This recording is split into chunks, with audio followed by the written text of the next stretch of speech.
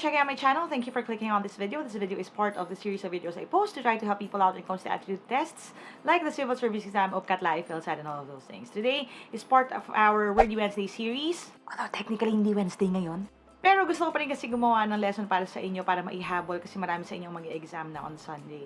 And this is one of your most requested na videos when it comes to language. Ito yung difference ng has been, have been, tsaka had been. Now, I just want to clarify really quickly before I dive into this that this will be a really basic lesson. So, ibig sabihin natin isasama yung mga will have been, would have been, yung mga ganon. We're going to stick to the basics. So, yun lang straightforward na has been, had been, at saka have been. And in order for me to discuss that better, I'm going to switch over to my PC so I can show you how to do it. I'll see you in a bit. Alright, so we're going to talk about the difference between had been, has been, and have been. Ito yung perfect progressive na tenses, no? Either present progressive or past progressive. Meron pang ibang mga parang outliers na rules, kunyari regarding sa pagta-travel at saka regarding sa passive voice, pero hindi mo natin dadaanan yun ngayon. Ito muna yung focus natin kasi ito yung pinaka-building block niya. And I would argue na kung okay na yung handle nyo dito sa topic na ito, the rest, pwede nyo nang ma-pick up na really easy. So, ito muna yung focus natin kasi I really wanted na maihabol ito para sa mga malapit na mag-exam. Okay? Now, let's start with the basics muna. Yung has been at saka have been, actually, pareho lang sila na present perfect progressive forms. Ang pinagkaiba na would be when it comes to yung subject niya. Kung parang subject-verb agreement, kung singular or plural. So, again, pareho sila ng tense, pareho sila ng paggagamitan, pinagkaiba lang kung magkaiba ang subject, iba yung gagamitin mo. Okay? And I'll explain that further. Establish muna natin yung kanyang sitwasyon. So, ang has been or have been, gagamitin mo kapag nagsimula yung action or nagsimula yung event noon at nangyayari pa hanggang ngayon. With the potential na mangyari pa in the future, ha? So, ano ibig sabihin nun? Kung nagsimula noon, ibig sabihin nag-start yung action in the past, tapos nagpapatuloy siya hanggang sa ngayon in the present. Kaya nga naging present perfect progressive. Kasi progressive, ibig sabihin may ing form, ibig sabihin nangyayari, and then present kasi nangyayari pa rin nga hanggang ngayon. Yun yung pinakamadaling clue. Now, a piece of advice, sa actual exam, hindi naman tatanungin sa inyo kung ano yung tense niya eh. Hindi tatanungin sa inyo kung present perfect progressive ba siya, kung kung present perfect progressive ba siya, kung past perfect progressive ba siya, kung simple perfect ba siya. Hindi naman necessarily tinatanong yan sa exam. So if you're only here for the aptitude exams, I'd say na don't get too fixated on that, on yung terminology. Mas importante for you to recognize kung kailan siya tamang gamitin versus the other forms. Okay? Now, ang form niya, ito yung pinaka parang formula. Okay? Like I said before na, in my mind kasi everything is math. Medyo related pa rin yung structure. Now, hindi ito sobrang perfect ha, pero ito yung common na form niya. And I think if i-checklist ninyo itong mga bagay na ito, kung gagawin mo siyang checklist, mas madali mo ma-detect kung ang gagamitin mo ay has been or have been. So, ang form, has or have been, ito yung been natin, okay? Tapos you have a verb, an action word. So, kunyari, running, kasi may ing form siya. So, running, writing, reading. Okay? And then, ang kadugtong niya is for, tapos may specified na length of time. So, kunyari, for 3 years, for 5 years, for 2 weeks, for 2 days. Or, another possible na form would be yung has or have been, yung verbing, so kunyari, again, walking, reading, and then since, and then you have a date. So, for example, since December, since 2015. So, merong period of time kung kailan nagsimula yung action. Okay? An example would be something like this. So, kunyari, have been, ito again, and then we'll add a verb. So, kunyari, gamitin natin yung verb na working. So, have been working, and then for, add a length of time, which would be 3 years. Or itong second form niya, which is has been, and then let's just put work, has been working, since, and then let's put a date, so 2012. So, ito yung kadugtong ng sentence. You have a subject in the beginning. Again, kung hindi flip yung sentence mo, no? So, blank have been working for 3 years or blank has been working since 2012. Ngayon, yung have tsaka has dyan, interchangeable yan ha. So, ibig sabihin, pwede rin na has been working for 3 years, pwede rin have been working since 2012. Ngayon, kailan mo gagamitin ang has, kailan mo gagamitin ang have? Okay? There is another question. So, first question is, wait lang, yung nangyayari ba dun sa sentence? Nagsimula ba siya noon at nangyayari pa hanggang ngayon? If the answer is yes, then you're going to use yung has been or have been. Now, has o have. Ang tamang sagot would rely on sino ba yung subject. Kapag ang subject ay singular, ibig sabihin isa lang siya. And again, you can refer to my video on subject-verb agreement for this, no? Has kasi, di ba, obviously may S din siya. Kasi kapag S, singular, may S din yung iyong pinaka-verb. Okay? So, S pag singular, and if the subject is he, she, or it. Okay, yung he, she, or it, these are pronouns na singular ang take niya.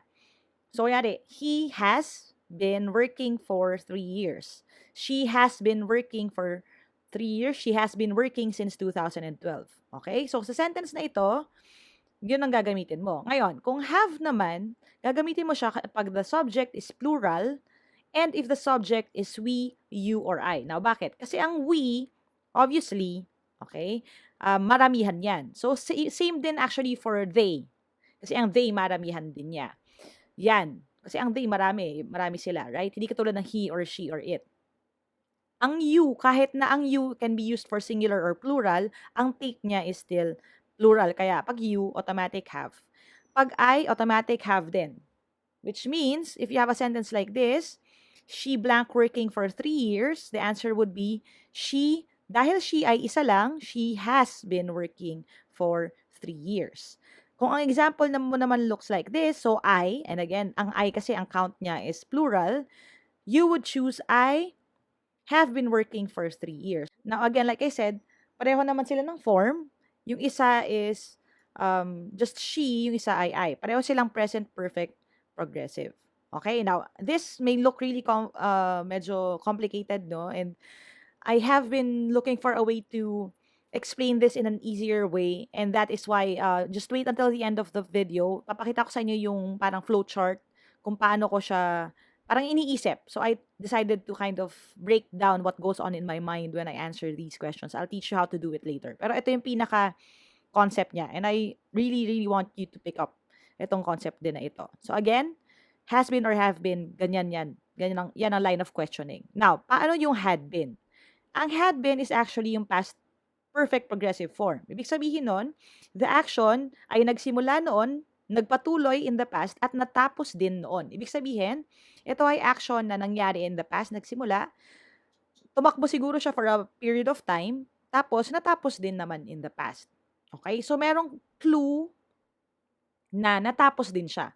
Okay? Hindi katulad nung kanina, ang present perfect progressive, nagsimula siya in the past, pero nagpapatuloy hanggang ngayon. So, kung hindi umabot ngayon yung pangyayari, okay, then it would be past perfect progressive. In this type of sentence din, meron ding dalawang actions. Yung dalawang actions is kung ano man yung nagsimula noong in the past and then merong interruption, may nangyari, may parang tumapos sa kanya or may nangyari habang nangyayari yung first action na yon. The best way for me to explain this would be in an example, no?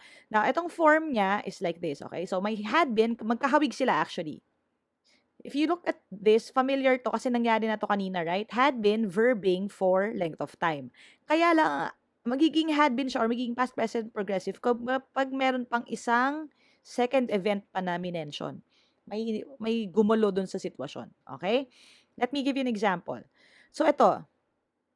Had been blanking for blank. And if you stop here, this will be, kung ganyan lang ang nakalagay, okay, magiging has or have to kasi putol eh. Kaya lang dahil past perfect progressive siya, may kadugtong. May isa pang line na kasunod. Yun yung second event. So, kung bubuin ko siya, subject plus had been working for, and then we put a length of time, parang kanina lang. So, you put 3 years. So, had been working for 3 years. And then you have a second event, which is when I decided to quit my job. So, again, as you can see, may working, may nangyayari in the past, nagsimula in the past, nagpatuloy, pero nag-quit na siya. So, natapos siya after 3 years. So, yung kanina, kaya siya present perfect progressive kasi hindi pa siya natatapos. Pag natapos na siya in the past, then it will be past present progressive. Ang pinaka-key mo dyan is the second event. May second event kasi siya. Now, ano ang beauty naman din ng had been? Wala siyang, it doesn't matter kung singular or plural. Pwede yan na she had been working for 3 years when she decided to quit her job. Pwede yan na I had been working for 3 years when I decided to quit my job. Kahit ano, had lang din siya. Hindi ka magpapalit depende sa kung ang subject mo ay singular or plural. Okay? Example. So, I blank teaching for 3 years when I decided to quit my job. Again, it doesn't matter kung I yan o he or she. Ang sagot dyan would be dahil ang action ay nagsimula sa past, tumakbo for some time, at natapos dahil may isa pang pangalawang event na nangyari, which is yung nag-decide siya na mag-quit. This will be, I had been teaching for 3 years when I decided to quit my job. Okay? So again, if you look at it this way, okay, ang sentence na mas mahaba, okay, ay yung past perfect progressive. Kasi yung present perfect progressive, hindi siya natapos. Walang second na event or second action na nangyari. Okay? Yun yung pinaka-clue mo. So, hahanapin natin yun ngayon sa isang sentence, sa setting. Now, let's take this example, okay? I'll show you the flow chart, so what goes on in my mind when I answer this type of question, okay? And I really hope you can kind of pick up on the clues, okay? So, first question, dito sa sentence kasi, I blank training for the New York Marathon for 3 years. Unang question, may length of time ba dun sa sentence? Now, if you notice, dito sa sentence na ito, may nakalagay na for 3 years. So, dun sa tanong na yan, meron ka kasing yes or no. Kung no kasi, babagsak ka sa M is or R. So, automatic M is or R. So, I am training for the New York Marathon. Kaya lang, may 3 years, so, pupunta ka sa yes. Kung merong length of time, the next question would be, tapos na ba? Ibig sabihin, tapos na ba ang training mo? Hindi ka na ba nagte-training? May nag-interrupt ba sa training mo? So, 3 years ka nagte-training, tapos may sumabog na bulkan, or 3 years ka nagte-training, tapos na-injure ka. Eh, wala namang sinabing ganun, no? Ngayon, kung merong sinabing ganun, okay, sana ang bagsak mo na had been. Kaya lang, okay, in this case, wala namang sinabing second event. So, hindi natapos yung training mo. So, you can assume na hanggang ngayon, nagte-training ka. Hindi pa tapos ang training mo. Okay? So, kung hindi pa tapos ang training mo, ang next question would be, singular ba or plural yung subject?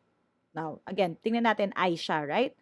Ngayon, kung singular siya, or he, she, or it, ang bagsak mo kasi has been. Kaya lang, dahil I yung iyong subject, magiging plural siya, I, you, we, tsaka yung they. So, ang mangyayari, ang bagsak mo is have been.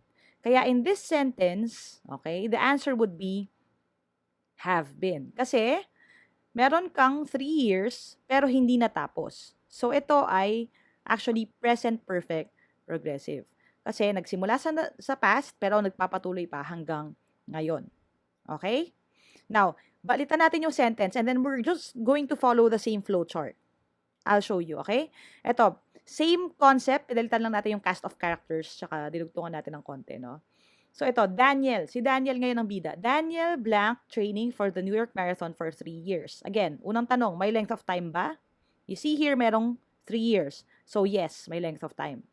Next question, tapos na ba? Now, wala namang nakalagay na indication na natapos yung training niya. So, you can assume hanggang ngayon, nagpapatuloy, nagta-training pa rin siya hanggang ngayon. So, this will be a no. Babagsak tayo sa no. Singular or plural. Now, ang sentence natin nakalagay si Daniel, isa lang siya, mag-isa lang siya. So, kung singular yung iyong subject, lilipat ka ngayon, babagsak ka ngayon sa has been. So, Daniel, C, has been training for the New York Marathon for 3 years.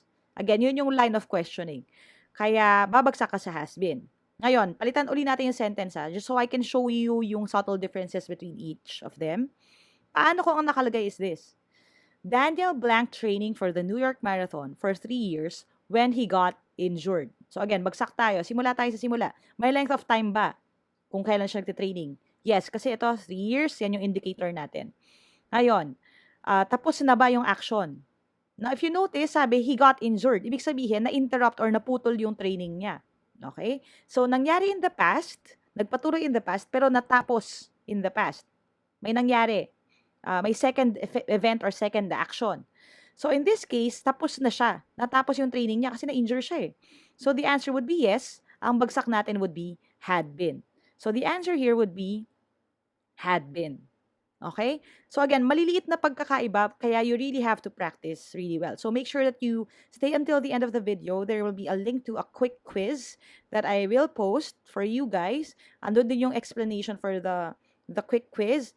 And you can answer that para mak-check ninyo kung nakuha nyo na yung technique. Now, paano naman lalabas yung is? Let me show you yung different sentence. No? Ito, Daniel blank training for the New York Marathon. So again, the first question, may length of time ba sa sentence? Wala. Kasi walang nakalagay na for 3 years, walang nakalagay na for a week, or anything like that. Walang indicator ng length of time. Wala ring since. So walang since February o since March. Walang ganon. So ang bagsak mo is no. So the answer would be is or are, or in the case ng I am. Kaya lang, Daniel naman, isa lang siya. So the answer would be is in this sentence. Okay? So again, maliliit yung pagkakaiba. You really have to know kung ano yung difference nila. And the best way for you to do that is to answer the quick quiz. The link will be at the end of the video doon sa end card natin. Hanapin nyo yung thumbnail na nakalagay quick quiz. Alright, I hope you learned something today. If you did, click thumbs up. Make sure to share this video with your friends. Lalo kung mag-exam din sila para mas marami tayong matulungan. And if you haven't subscribed yet, don't forget to hit subscribe.